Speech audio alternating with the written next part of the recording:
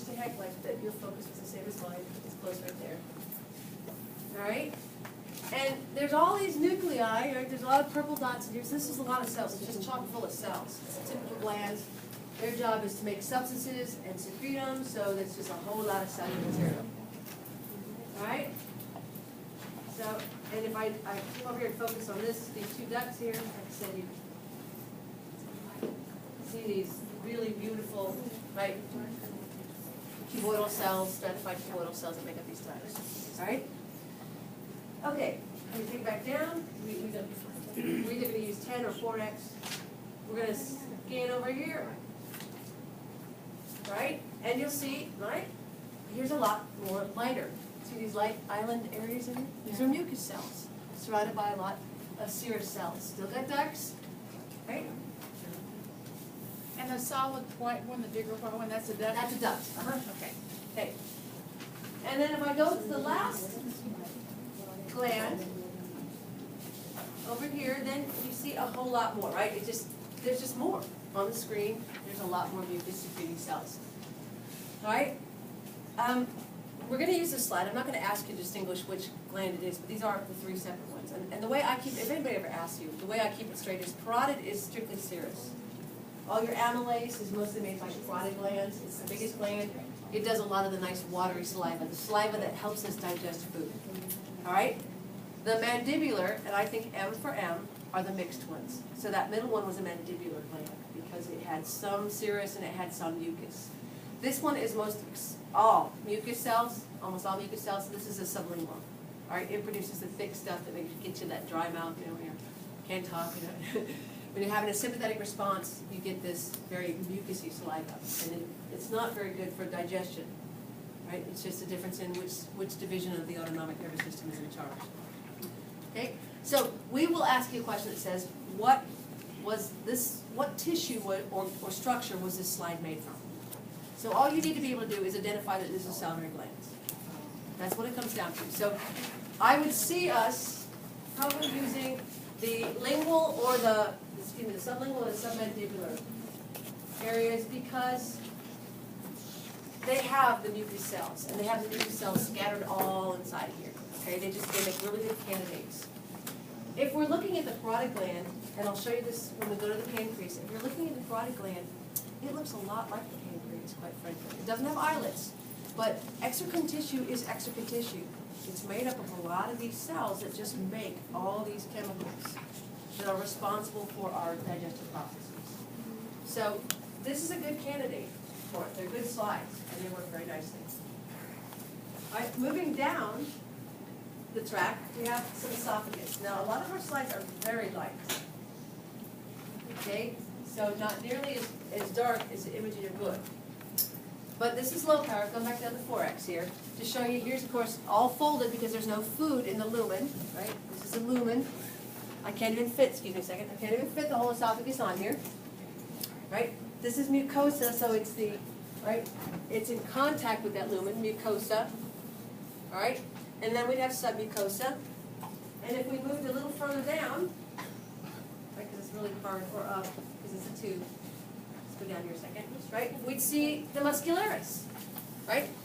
Or these bundles of the fibers, in this case we're going with smooth muscle, but bundles of these cells that would be moving stuff. So here's where the food is. Here's the muscularis. This is submucosa. These are scattered glands. And this is stratified squamous, right? Because food doesn't spend a lot of time in the esophagus. You don't absorb or secrete a whole lot of anything. The glands that you find in the submucosa are there to secrete mucus, to lubricate. And that's about it. If we took this up in power, and we don't have many slides and they're not outstanding, but what you're seeing here is, again, you're seeing the nuclei of all the layers of the squamous cells, the epithelial cells. This is made up of mitotically active cells, that's why it's so dark, and a basement membrane, which is pretty typical. Right? If I take it up to 40x,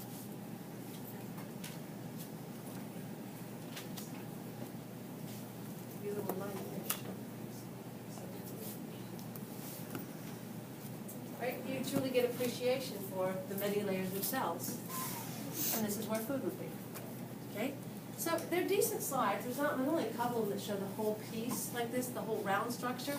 They're not darkly stained, but they're unique because there's no other part of the tract we're going to look at that's stratified squamous or squamous. So it makes it a good candidate to use for you guys because you could tell the difference. All right?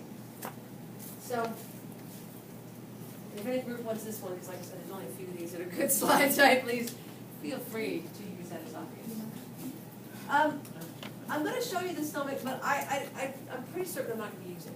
All right? I try to be transparent with students because you guys are making choices on what to study and what not to study. And there's a reason. The stomach can be extremely, whoa. Right, yeah, abstract art right there, huh? It can be real confusing. Let's take it down to even 4x. Might be better for you guys there. Okay, so when you're looking at it, if you just look at the slide with your eyes, this is part of the Brugate, it's part of the fold you're seeing here, okay? But because this is a folding and folding, think about that stomach we had over here.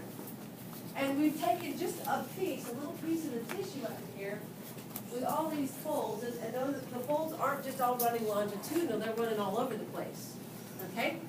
That while this is the mucosa from here to here, this is low magnification, and this is submucosa down here, right?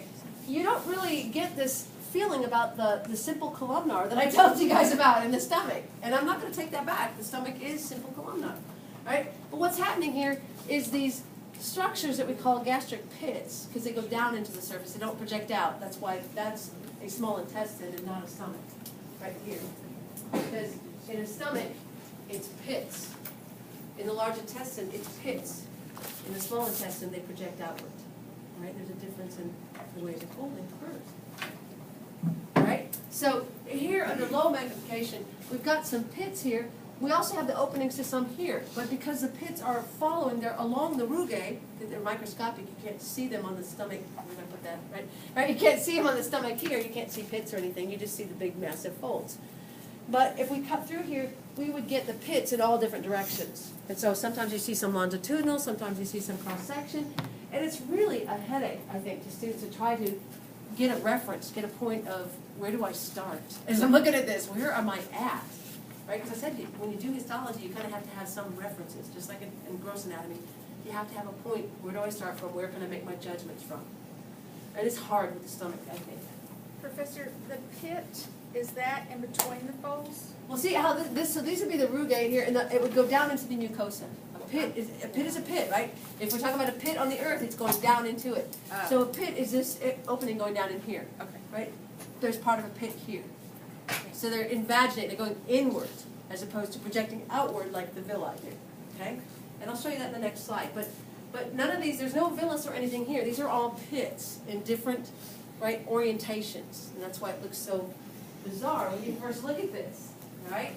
And it's made up of cheese cells and parietal cells and so forth. And if I move in here, right, I see some of the muscularis down here, right? So we got submucosis, we got muscularis. We have the typical layers. But that mucosa can be very challenging for students. So I don't want to use it. I'm going to tell you that right now. Now, let's contrast this to the jejunum, part of the small intestine, which again, you can look at this with your eyes and you can see some of these features.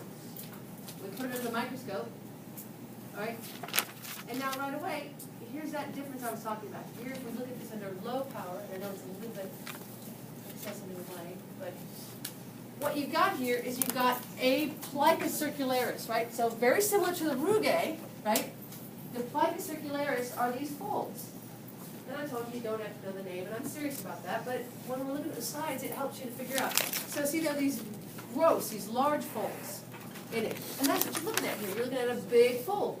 And you know this because, here a second, these are all the villi, right? Villi all along this plica, this big major fold will be then smaller folds, all right? And they are projecting outward. The food is here, all right? And we use these in AP1. We use them when we illustrate a simple columnar to you guys because it looks really nice here in the jejunum. If we look at this, these are all nuclei all lined up along here, right? So it does, maybe not the same color scheme, right? But that's okay. It does. show the same thing we've got here. All right? Now, inside the villus, it looks like it's blank on some of these. That's just because there's a lot of delicate tissue that probably just got destroyed in the processing of the cutting. Not a big deal. They're not typically blank. All right? It's just the processing of the slide. You would have, you know, the capillaries and the lecteals in here as well. All right? So that's what you're looking at, and that's pretty easy to see, I think. And like I said, if you go up to higher magnification, you get a better feel for these simple columnar cells just all lined up, really tight. There's all their nuclei lined up, right? We use it in AP1 for a reason, because it's a really beautiful tissue, all right? If I go inward a little bit, there's our muscularis, right? Here's our submucosa, there's our muscularis. Okay, nice bunch of smooth tissue, circular and longitudinal. That's why it looks different. The two layers look different. All right? Did you have a question, Jen? Do we have to know like all the layers and all the slides? No, honestly, this is probably going to be most likely. We've got 3 models of this to use. All right? I still see the predominant question being, what is this a slide of?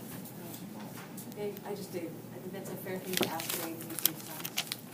I don't think asking the specific cells is necessarily a good one. Well, let's like the follicular cells like we did for the thyroid, because we didn't talk about that. There are a whole lot of cells in here too. And that's not really what our objective is. Okay? So that's what's my flow. So then we have the large intestine. This one is usually very nice too. Some of these slides are from looks like a small rodents, because the full intestines fits on there. This is under low, right, 4x again. And like I said about the stomach, these are pits. All right, it doesn't fold outward. It's folded like this, like the esophagus, because it'll expand when there's feces in it, okay? So here's where the feces would be, right? Here's this mucosa. Now, if you can't see it now, when you look at your microscope, hopefully you will, right? There's all kinds of these little white circles. There are tons of mucus and goblet cells here, all right? Just tons of them. Because the feces is semi-solid. If you do not lubricate this, right, the lining of this, you're going to damage these cells as the feces moves through it. So tons of these goblet cells. So if we take it to a little higher magnification, and same idea is that they're, right, you got these folds running, but they're all goblet cells. You know that clear? Mucus cells. They don't pick up stain as well. So all over, it kind of looks like this little Swiss cheese or something, right? But that's the large intestine. There are very, very, very large folds, but there are no villi or anything we call like the rugae or the glycocularis. It's just, that's it. Okay? So what you need to be doing is thinking about the contrast as you're looking at these slides. Okay? The pancreas is eligible, and it is just like it was when we did it for endocrine. We're not going to change that. All right? So when you're trying to look at endocrine, or the pancreas, excuse me, here's what I was telling you. If you look at exocrine tissue, focus, right? It's really light to see inside, I apologize. But when you look at exocrine tissue, oh, that is crappy. All right. when you look at better slides in this one, all right, you're going to notice the islets here. Here's an islet right here because it's separated out. Okay. There's an islet right over here. All right. So you're going to still use those same landmarks to tell that it's a pancreas. It's just we're going to be talking about the rest of these cells in here. Okay? So nothing changed about the pancreas. But I said this is the reason why I like to use like the submandibular or sublingual salivary glands instead of the parotid, because the parotid looks a lot like the pancreas, right? Without the islets. So. All right.